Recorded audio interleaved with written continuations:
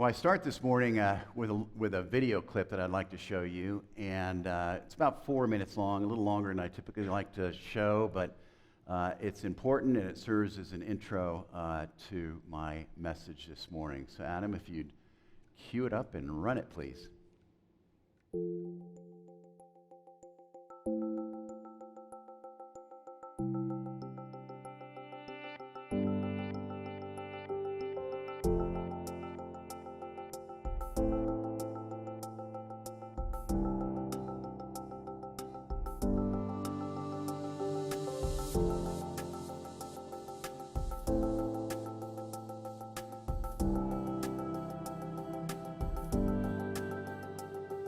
My story began several years ago. If you saw me, you would not have guessed. We are writers, engineers, people you see every day. It was never discussed or treated. No one got help. I didn't feel comfortable within myself. Living with mental illness is no joke. Feels like a cloud shadowing the sunlight. Swinging from cloud 9 to the depths of despair. It does not discriminate. Rich, poor, mothers, friends. Even though every day is a fight, every day is also a blessing. Life does get easier. You can get through it. It's not always pretty, it's messy work. It was tough, really tough. It's like an avalanche and you get buried, but you don't lose who you are once you can kind of get things dug out. If I didn't know that options were available for me to pursue treatment and to enter into recovery, I may not have sought out recovery as an option. I was able to get the right treatment. Mental health can feel like a mountain you have to climb, but I hear the view from the top is worth it. We can and will get better. Now, I want to spread hope to others. I am being vocal. To advocate. To make a better world. Others advocating for me has helped me to want to be an advocate as well. There is no shame. If everybody knows how to have this conversation, it will make a real difference in the lives of other people. It's amazing the power of a story. If what I went through can give someone hope, then it was worth every fall. Start a conversation around mental health. It needs to be talked about. By sharing with others, I'm able to help my peers, Friends. my family. We're all human in the end. How am I vocal? Well, I'm a part of several local organizations. I serve as a board member An advocate. Recovery support specialist. at the same Dallas VA hospital that I have been a patient in so many times. I fight for those who can't fight for themselves. I host chats to give people a platform. Sharing my personal story on my blog. Teaching basic signs and symptoms. And helping others has just made my life worth living. Speak up. Start making a difference. To make a better country. To help a person struggling. Give it everything I've got. Do something about it. We're in a place where we need a civil rights movement in the mental health field. I'm speaking up Everywhere I can. My life has changed since speaking up. Bipolar disorder took a lot from me, and if a little bit can go back the other direction, then that's just great. In this world full of people willing to help, no one should bear this burden alone. It's time to educate and advocate for change. Be vocal. Be vocal. Be vocal. Be vocal. Be vocal.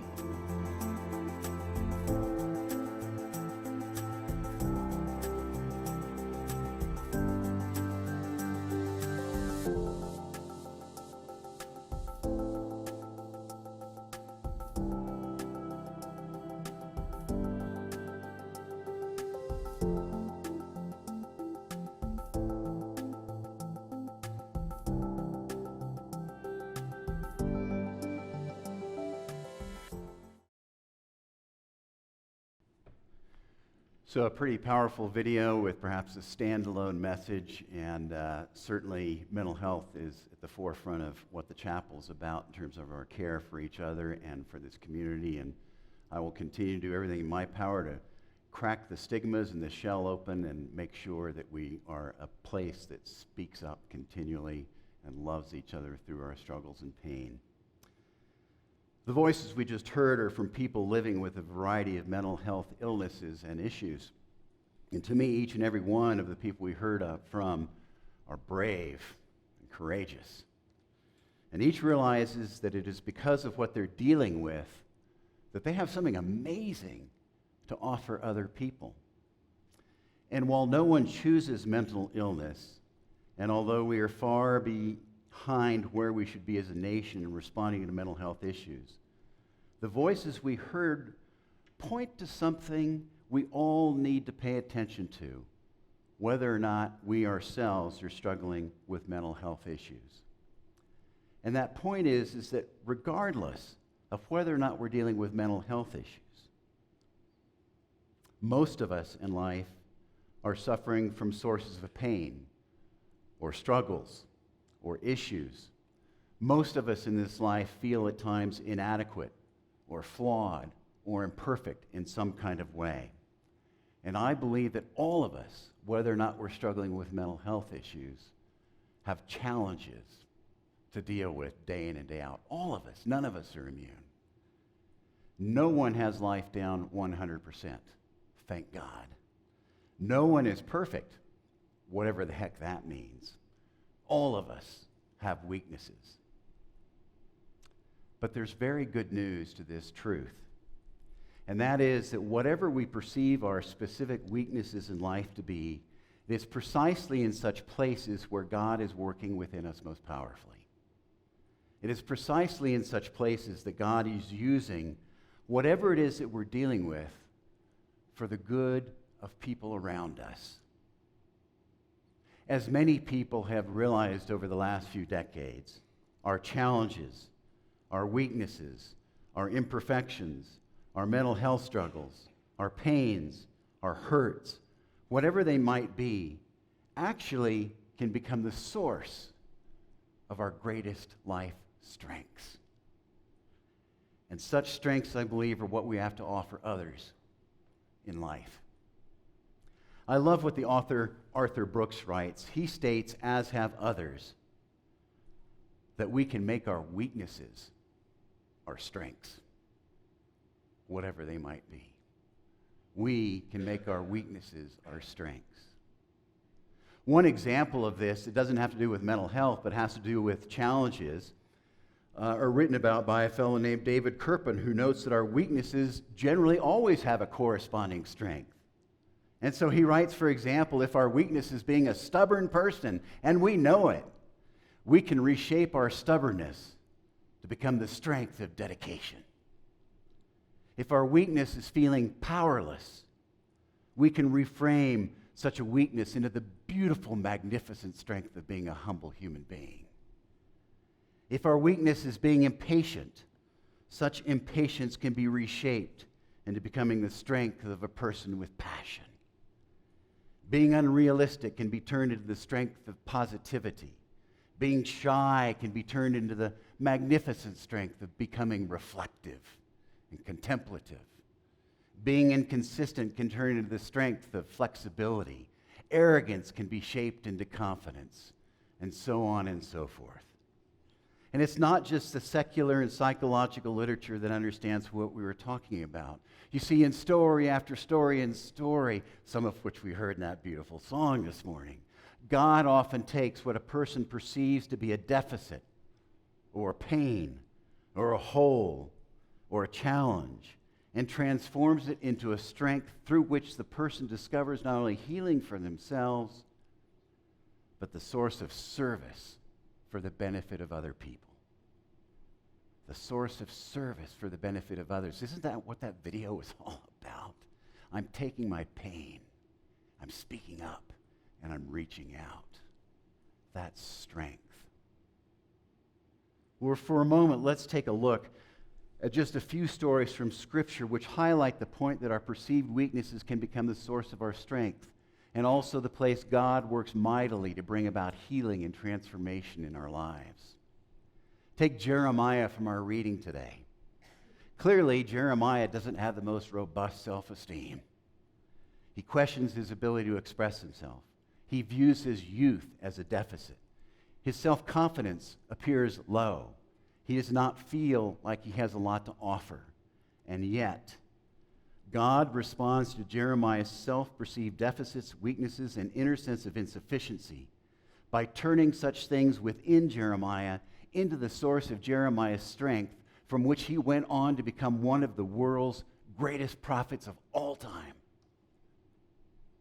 That sense of insufficiency became the source of his power to become a prophet. Jeremiah was also known as the weeping prophet.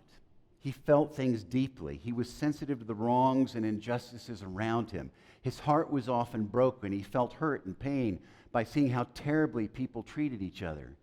Yet I would say such qualities, even though quite hard and painful, were the source precisely of his strength. A strength that enabled him to speak about the wrongs of the world that were spot on, even though his words were not popular to those in power. And as I mentioned, Jeremiah was known as the weeping prophet. Jeremiah wept all the time. Here's what one person writes: "Where there is weeping, there is hope, because where there is weeping, there is love going out to people. There is a sharing of pain and suffering. Where there is weeping, someone is turned away from themselves long enough to see the pain of other people. And when there is weeping, we are reminded that God is a God who weeps." And even though Jeremiah wept, was not such weeping part of his profound strength to become the prophet that he was? Then in the Gospel of John, chapter 4, we find the story of a woman at a well. In the story, Jesus, as some of you remember, enters a town in an area known as Samaria. As Jesus is tired from a long journey, he sits down by a well. And while there, he encounters a woman who approaches the well to draw some water. And Jesus asks the woman, "Will you give me a drink of water?" The woman is stunned by the request. At the time, people from Samaria were hated by Jews. So as a Samaritan, the woman was shocked that Jesus, a Jew, would ask her, a Samaritan, for water, let alone anything. And while we don't know a lot about the woman, we do know that she had 5 marriages. We can assume she felt shame because she did not reveal this truth to Jesus until he pressed her on the subject. We can assume she felt like an outsider, again, because Samaritans were incredibly disliked by Jews. And while we are not told how she felt specifically, I have to ask, if I felt shame and if I felt like an outsider, as she did, would I not be unhappy? Would I not feel troubled to my core? And yet in the story, Jesus responds to the woman's self-perceived weaknesses by inviting her into a new life of faith and trust in him. And what she considered amiss within herself became the foundation of her faith and trust in Jesus. And her faith became the source of faith for others in her community. And then there's the story of Paul. In a letter to the people of Corinth, he wrote the following: "But to keep me from being puffed up with pride, because of the many wonderful things I saw, I was given a painful physical ailment, which acts as Satan's messenger to beat me up and keep me from being proud. 3 times I prayed to the Lord about this and asked him to take it away. But his answer was, 'My grace is all you need, for my power is greatest when you are weak.' I am most happy then to be proud of my weaknesses in order to feel the protection of Christ's power over me. I am content with weaknesses, insults, hardships, persecutions, and difficulties for Christ's sake. For when I am weak, then I am strong." In most versions of the Bible, Paul writes that he had been given a thorn in his side. The version from which I just read says it was a physical ailment. And whether this thorn that Paul had was a physical issue or a mental health issue, we don't know. But what we do know is that Paul had to deal with something personal during his life that was not easy to deal with. He referred to whatever it was as his weakness. But Paul explicitly states that he considered his weakness to be the source of the strength that enabled him to do all that he did. With regard to this story, Arthur Brooks writes with some adaptations, the real question is why Paul reminded the early Christians of his weakness. Was it to stimulate pity or guilt? Certainly not.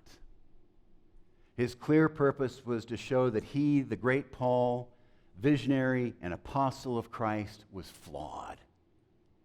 And Paul goes further to say that this flaw is the source of his strength. This man who brought in many thousands of converts was claiming his true strength was his torment. The secret to seeing our strength as coming from our weakness is to recognize that our weaknesses can be a gift to others and to others, as Paul's life demonstrated. But aside from the lives of Jeremiah, the woman at the well, and Paul, there are these stories. Moses had a deficit talking.